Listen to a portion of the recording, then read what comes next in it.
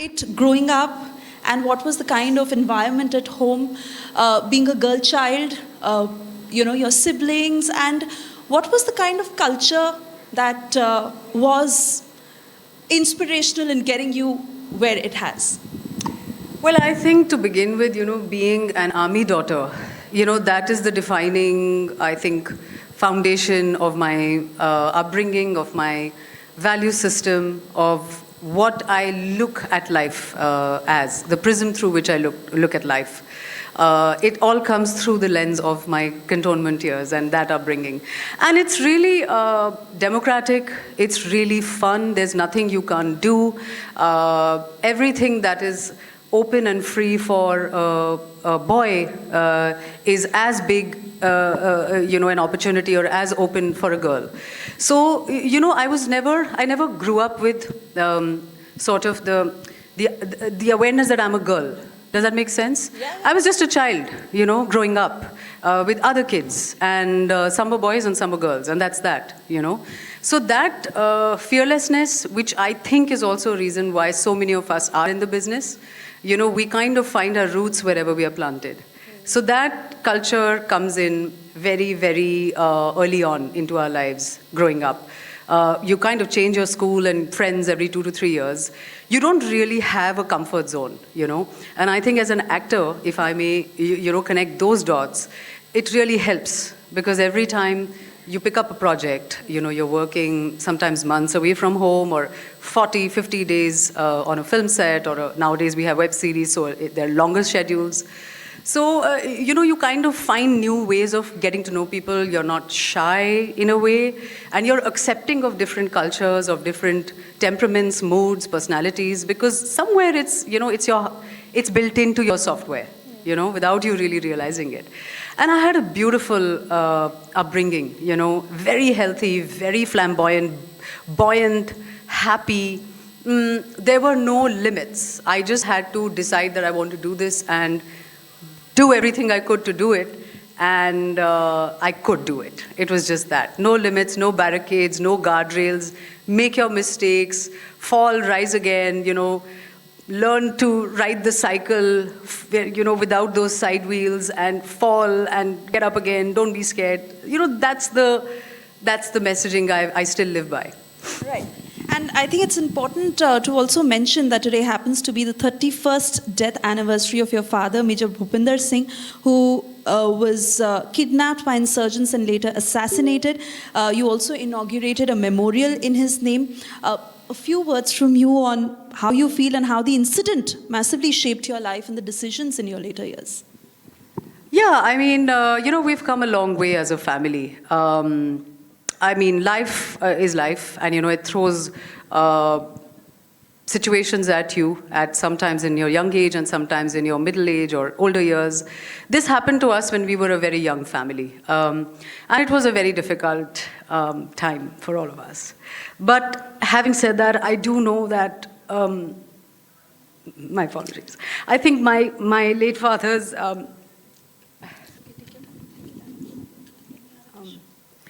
So I think my late father's blessings somewhere, they have really helped me shape who I am. So apologies. I'll get with Yeah. Excuse me. These are also tears of joy in a way, because I know that today, wherever he is, he's always looking over us, and we have been able to live by his value systems and the things that he brought me up with and my sister up with, and it gives me a lot of thank you. Apologies. So it gives me a lot of pride. Today I'm a very, very proud army daughter. I know that somewhere, his blessings and his love always kept us going and, held us in good stead. And I do know that everything that I have taken free fall into as a girl, as a human being, and, it wasn't easy to make the decision, to be coming out of, Shriram College of Commerce, a BCom honors student, and to take this career decision, it was like, what are you even thinking? Like, are you okay? You're wasting your seat and your life and all of those things, which are very valid. But I think somewhere, the fearlessness he instilled in us as a unit, that has really, taken me, this whole way and continues to. And of course, now, we have a memorial in his name, which also honors 12 other martyred soldiers from his village, his birthplace, Monpura, in district Ganganagar, which is a matter of massive pride because, somewhere I want his life story to have a physical presence. Even if one young person asks, who was this person and what happened and why why do we have a memorial here? And they get inspired by his life story. I think, we'll have carried on his legacy, from a simple farmer's son, growing up with no means practically, farming in the day, walking miles in the night, going for night school, getting into Jodhpur University on scholarship, getting into the IMA, and then being, a fine officer. I really do believe that this is going to, carry forward his story, and he's here to stay. My heart is with you. And as I understand that academics was quite the focus when you were growing up. Yeah. But, given your achievements, how did that conversation go? Like, did you always want to be an actor, or is it something that you felt later in your life? And when you told your parents that I want to be an actor, I want to move to Bombay, how did that happen? That was, I was preparing for it for 3 years. I had to have that conversation to myself because, SRCC is a very prestigious college and you don't, waste that opportunity away. So I had to tell myself that why am I doing this exactly? Is it just a hobby I'm trying to extend to, to a foolhardy decision, or what's going on? So I said, I'll give it a shot. I had no idea about anything. I just had some, at that time, I'm talking in the year 2003 actually, when I made the shift. And that time there was really nothing, The internet was like cyber cafes. We didn't even have computers in many of our houses and stuff. And I just kind of figured that if I can make a living, so I had started to work in college and make a little bit of money hosting and, doing these, these live events by banks and things. They used to do them in South Extension Market 1 and 2. So there were these kind of open trucks, where you have a mic and you stand and you kind of talk non-stop about something or the other. I've done all of that. So in college, I used to do that as a side gig for money. And I had about 50,000-60,000 rupees in my bank account. So I thought that, I can maybe, survive for a few months. And I had family in Bombay, so I stayed with them. That was very, very, helpful because it's not, easy. Yes. If you don't know anybody in Mumbai, it's tough. So I thankfully had family there, and I stayed with them, and I had a roof over my head. So I'd made the most of that time. I gave about 80, 100 auditions. Cracked, some ad films and music videos. Tera Mera Pyar happened, which I do believe people still know and, love. And then life happened. And then, it was like theater and, it was one after the other. There was validation that whatever I have set out for isn't a total mistake. Like I was able to bankroll myself. Let's put it like that. Yeah. So I want to come to that part now. In today's day and age, a girl moving to a new city is not an alien concept. Yeah. And a lot of girls do that. Yeah. But as a personal journey, it can never be easy, and it is not easy, and especially when you're stepping into Bollywood. What were your learnings in the initial phase, and what were the vulnerable moments like?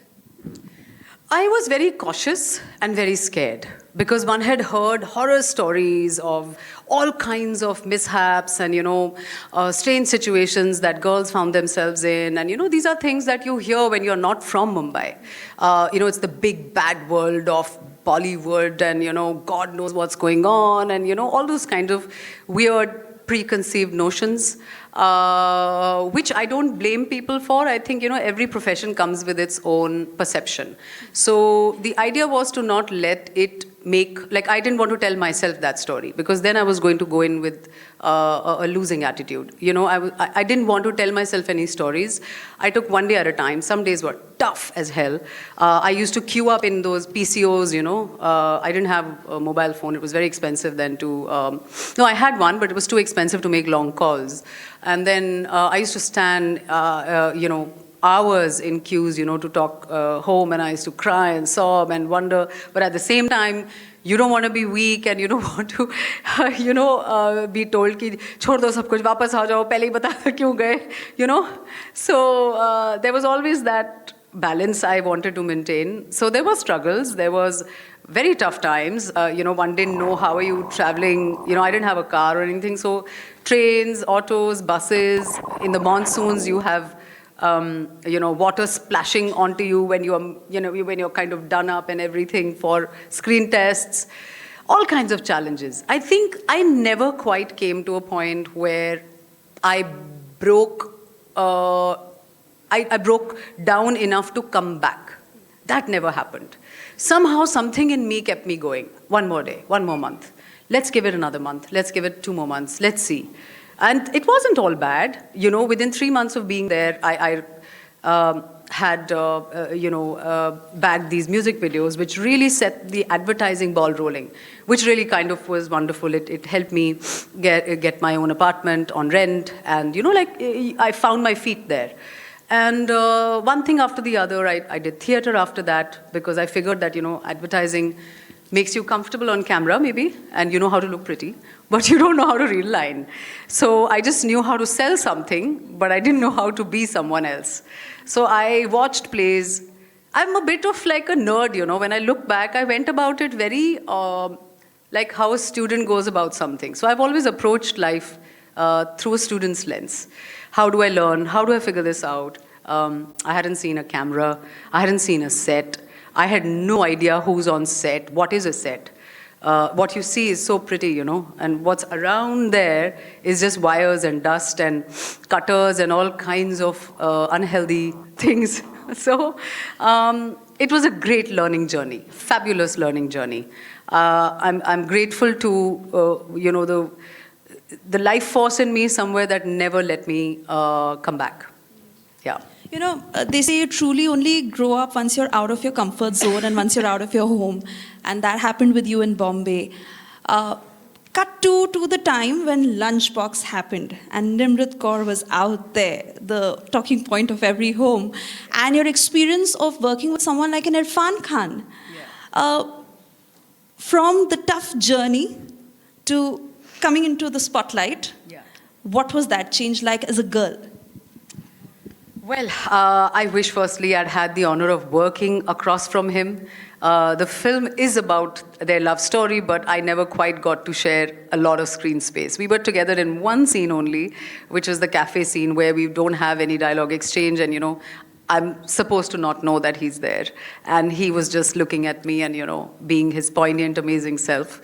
I was very intimidated by him because I was thanking my stars. I said, good, I don't have to face this tower of a talent, you know, because I don't know how I'll acquit myself, or, you know, will I even be able to say anything?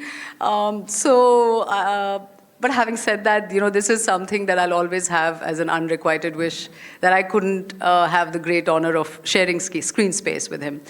We really actually hung out and spent time at the Cannes Film Festival, which is where the film premiered in 2013, May.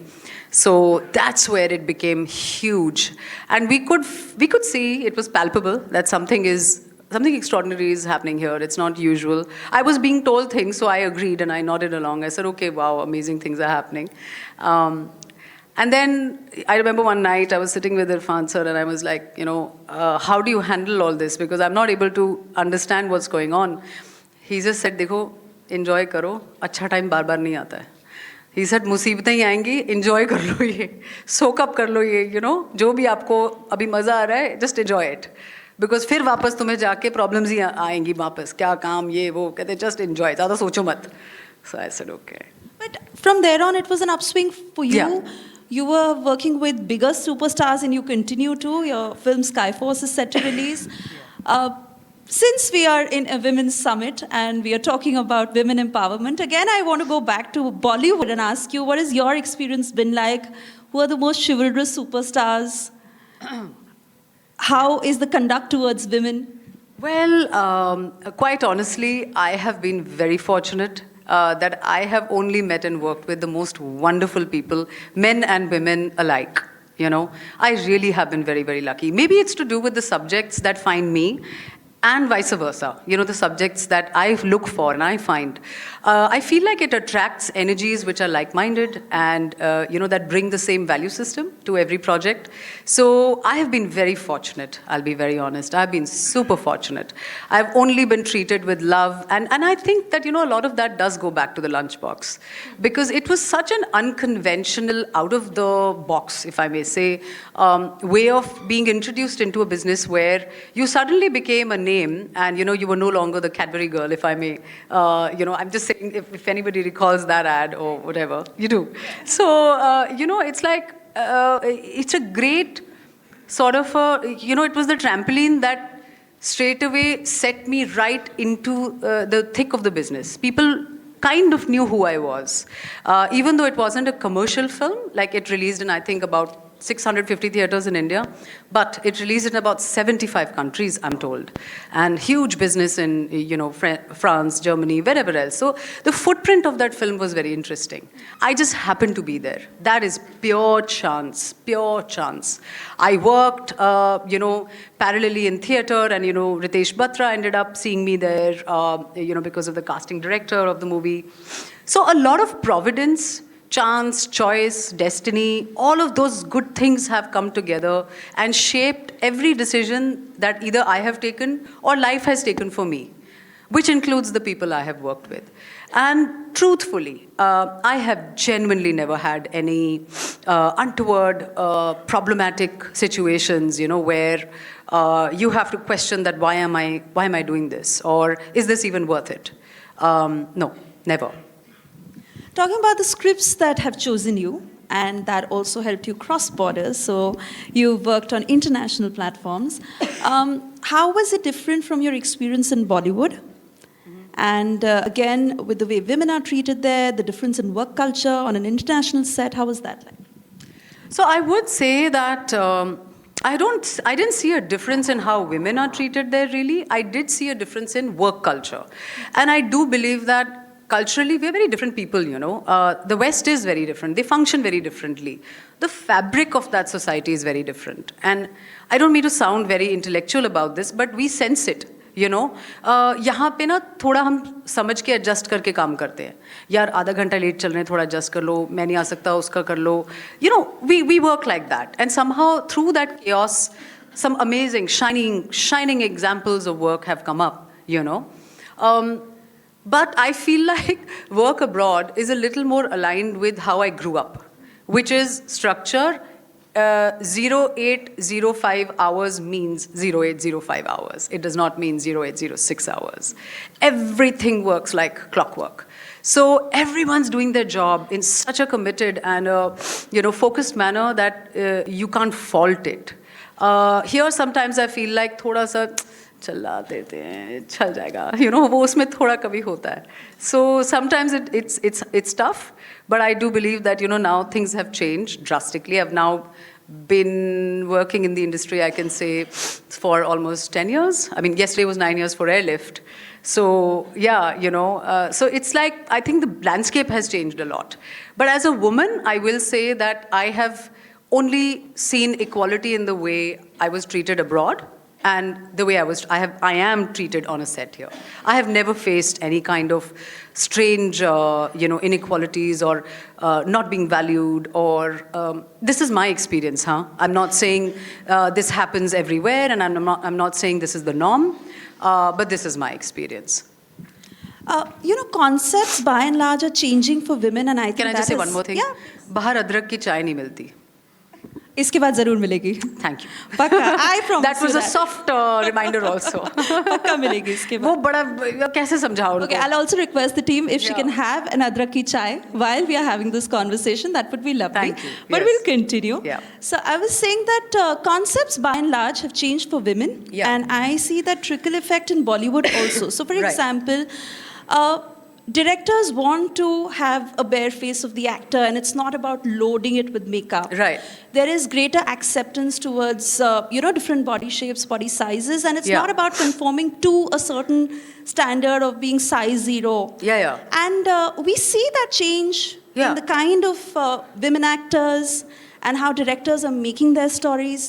Yeah. Are you appreciative of that, and what is your view on how women are being projected in Hindi films? I actually love it. I'm a huge champion, of seeing real people, real body types, and real emotions, you see. I have never shied away. I mean, the Lunchbox, I can come back to that. It was my first film in a sense, and I had nothing on. I literally used to tie my own hair up with a rubber band and put kajal, and that is all you see in the movie. So we are not meant to look brilliant, you see.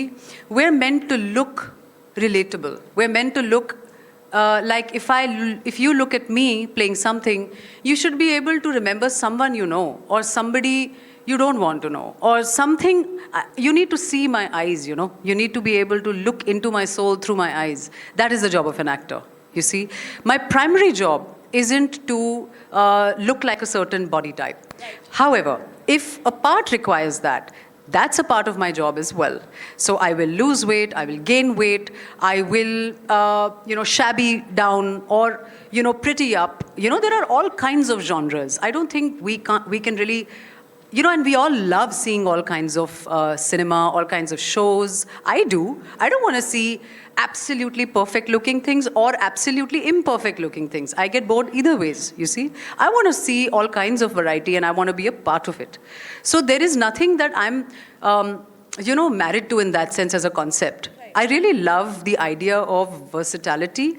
And as an actor, to be malleable enough ki my job is ki, if a filmmaker thinks ki let's show her as a queen in a palace. I want to be able to play that part. Or let's show her as someone who works for the palace. I want to be able to play that too. That's my job. How I do that, how I shape shift and find myself there, that's my job. And I have enough and more examples. There's Vidya Balan, there is Tabu, Sri Devi.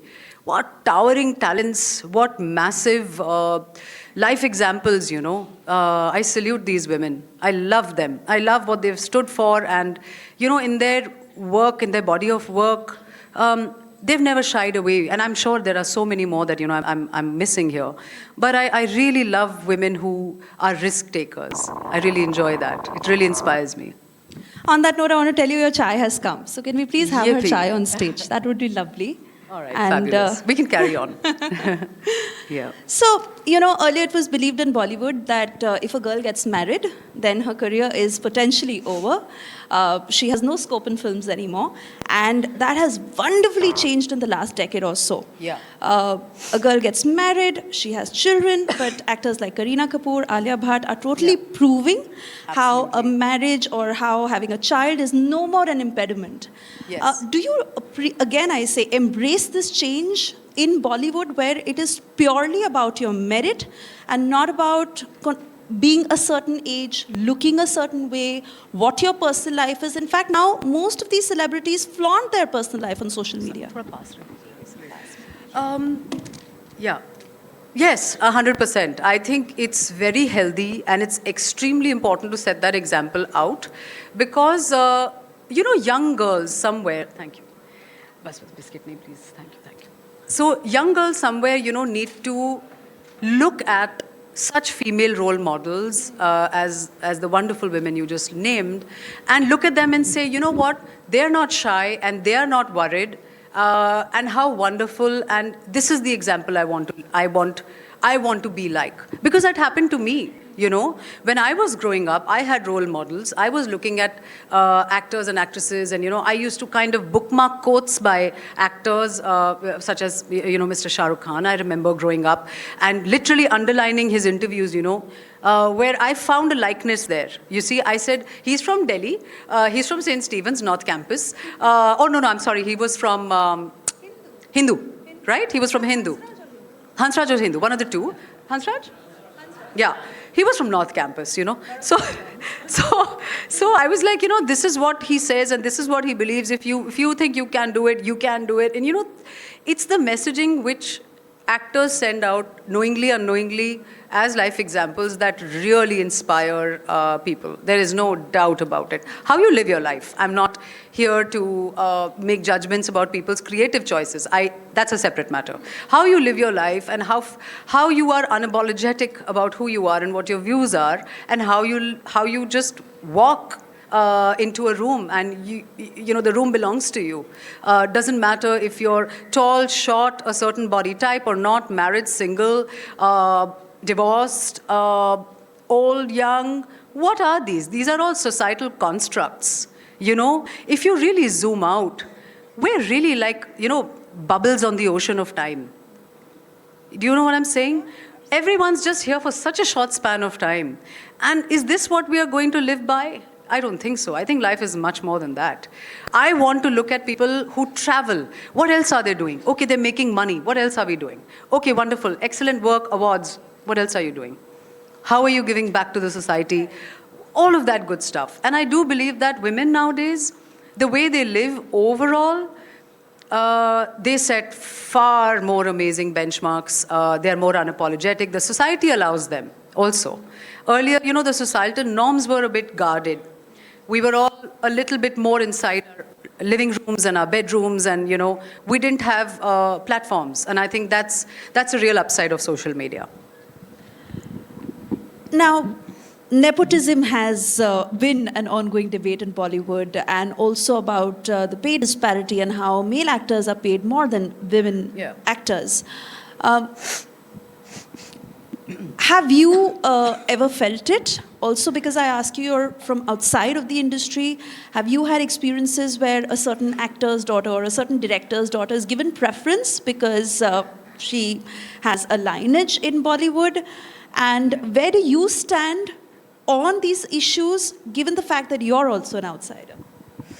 To be very honest now, I don't mean to sound as if I'm unaffected, but I don't limit my ecosystem to my neighbor or the next vanity van or the next project and who's getting cast where.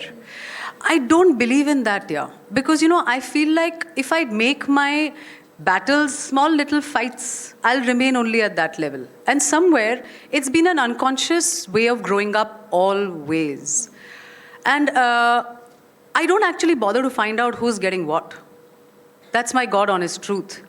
I know what I'm getting. I know that I want to keep getting more and more and more. I love to earn money to be able to spend on myself and my loved ones. And, give back to the society in whichever way I can. So I want to be able to be in a place where, do I feel like I deserve more? Because you see, the kind of work I'm doing deserves much more. Those are the questions I ask. It's not with a comparison to a male actor or a female actor. And then, of course, this has been said many times, and I will reiterate that it's the amount of people you get to the theaters, the number of eyeballs that you're able to gather. I was missing for a long time. I was abroad working, and it takes a long time to come back and plug yourself into projects. I am so grateful to still be relevant. You know how many people come into Mumbai every day and they just come and disappear? Or people have been here for years and they are, oblivious, or they're in the oblivion. People don't want to cast them and they have such a hard time. The industry's gone through such a hard time in the last 2 years, also post-COVID, I'm very grateful to be relevant, to walk into a room. Even if someone here has seen one music video, one ad, something, I know I'm on the right path here. I don't have to worry about ab kaisa paisa mil raha hai, isko kitna mil raha hai, usko nahi mil raha hai. I'm here for the long haul. I'm not in a rush. My talent doesn't depend on my body. My talent does not depend on the wrinkles on my face or the absence or the presence of it. I'm here to entertain. I'm here to provide relatability for people. Like, she's one of us, and if she could do it, we can, or how wonderful to see her. I want that love, you see, I'm hungry for that. The day that kind of starts to water down, then I'll need a reality check that, okay, I need to think and I need to do something differently. So after Lunchbox, how have you chosen your scripts or tried to shape your career if there was a deliberate attempt from your side? In terms of, I will only play the central character, are you also careful about how that character is being projected, or is it purely about the character and how the character fits into the story? How have you made your choices? I got very lucky. You know, Homeland happened to me right after the Lunchbox. Who would have thought? I didn't know what it was. I didn't know what Homeland was. You see, I didn't know what was it. I wasn't watching anything. I was just a girl, one of the models, you know, working in theater and, you know, kind of living that life. Lunchbox happens, can happens. Suddenly you're in London because you've been asked to come for a screen test, and there I am, and I'm doing that. Somebody else had been cast for that, by the way. That was done. It was finalized. They saw the Lunchbox and somehow they thought, I'll make a great spy. So that's a genius move that I got lucky with. I had no part to play in that. They saw the Lunchbox and they were the American wonderful writers, and, you know, they were like, oh my God, she'll make a great spy. And I said, yes, you're right, she will. So I just went there with no knowledge of Homeland or what it was, or went to Cape Town. We shot there for 4 months. I watched all the 3 seasons back to back right there. So that's a negative, out and out negative part, so to say, from the lens of, you know, like a conventional perspective. But after that, airlift happens. Again, I'm just picked for that project, you see. Then I did another show abroad. You know, it was literally for a while, it was like one thing in India, one abroad. One in India, then the test case happened in India. Then I went abroad again. I did Homeland Season 8. I don't know which part is what choice I made, or I just knew what I was avoiding. I was avoiding repetition, and I avoided some of the parts which I felt were in the same vein as the Lunchbox, because that had kind of worked. And many tell me that, you know, you were missing for so long. I just didn't know better. I just did what I felt was right, what I thought was correct at that time for me. And maybe it worked, maybe it didn't, but here I am and I'm very happy. So I go by, you know, how is my joy quotient in life? That's it. So which is the medium you enjoy the most from the many, many ads you've done and the Cadbury girl that shot you to fame, to the typical Bollywood masala films and the blockbusters, to, you know, working on Homeland, and not only is it a different story, but even in the way the work happens there. Yeah. Where is your heart the most? Gosh, it's like you're asking me to pick between, you know, kids, as they say. Which kid do you like the most? No, yeah, it doesn't work. I love doing ads. I love 30 seconds or 2 hours, or I'm a very greedy actor. I want to be on screen. I want to just have that camera staring at me, even if it's my love affair, it's my first love and last love and all of those good things. I love the camera, whether it's for 30 seconds or 2 hours or, you know, 7 hours or whatever it is.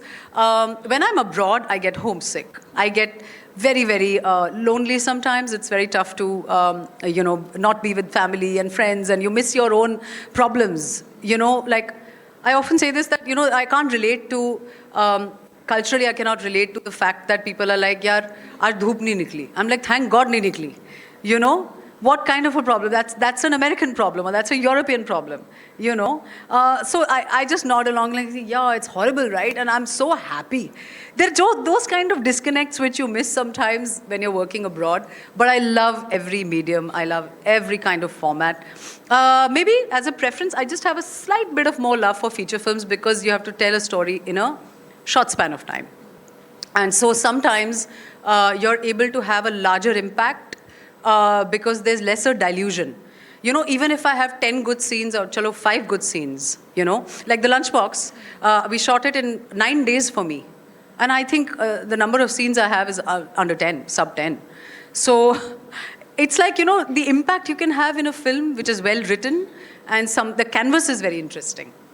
And personally, what are your indulgences as a girl? Your girls' night out, your travel? I love trekking. I am a trekking, hiking fiend. So this is one of the pleasures, guilty pleasures I have wherever I am. I find some mountain to climb. If I was shooting in Rajasthan, dunes. I'm a mountain person. I am always running for the mountains, not the hills. I'm always running for the highest mountains or treks, or in the Sahyadris in the monsoons. I love that. It really recharges me like nothing else. I love visiting religious important places of all sorts, from Jyotirlings to dargahs to gurdwaras I find great rejuvenation in one spot that everyone goes with the same intention. It's beautiful, It's it's kind of reminiscent for me as a film set, where all the energies are towards one focal point, that we have to get this moment right. So it's very, very sort of similar to me, So I love doing that a lot on my travels. So that's me. Otherwise, I love, going for coffees with my friends and just doing random things sometimes, just random stuff where there really isn't any plan. There's nothing major to talk about, but you just meet and hang, Yeah, and memes. I'm a meme fiend. Like that too. Yes. All cringe stuff, all kinds of unmentionable things. Can't stop scrolling on that. Doom scrolling sometimes, yeah. No, I don't recommend it, please. But I'm trying to be better about it. But I love sending memes, so that's my love language with my friends and my family. Okay, so lastly, you're on the summit. A lot of girls watching you, a lot of girls inspired by you, want to be like you. Your advice to some of them wanting to come to Bombay, make a mark like you, your life lessons that you can share on how you have conducted yourself as a girl, as a woman? I feel a lot of responsibility when I'm asked this question. I feel like many times I'm still figuring things out. I don't think I've quite hacked absolutely everything. But I'll tell you one thing that I am trying to improve about myself. It's that when you have an instinct about something, don't keep it quiet. When you feel like something's wrong somewhere in a situation or with a person, or something doesn't feel right, listen to it. Listen to what's happening with your inner voice, and don't hush it. Don't let anybody snub that. This is a real life challenge sometimes, where you're like, okay, maybe I'm wrong, maybe... No. Listen to it. Think about it. And honestly, don't let anybody else decide what you can and cannot do. That is most important, because your life story, you've got to write, and nobody else.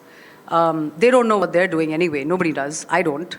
So how can I decide for someone else, And less judgment. We go a long way without judgment and traveling light. Yeah.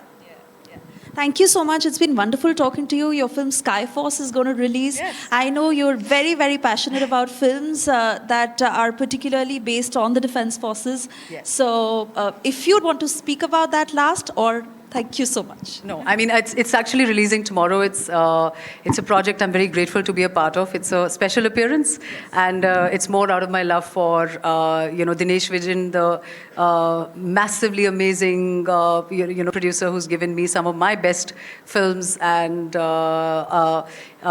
I'm very, very fortunate to be a very tiny part of that film, and it obviously is with Akshay.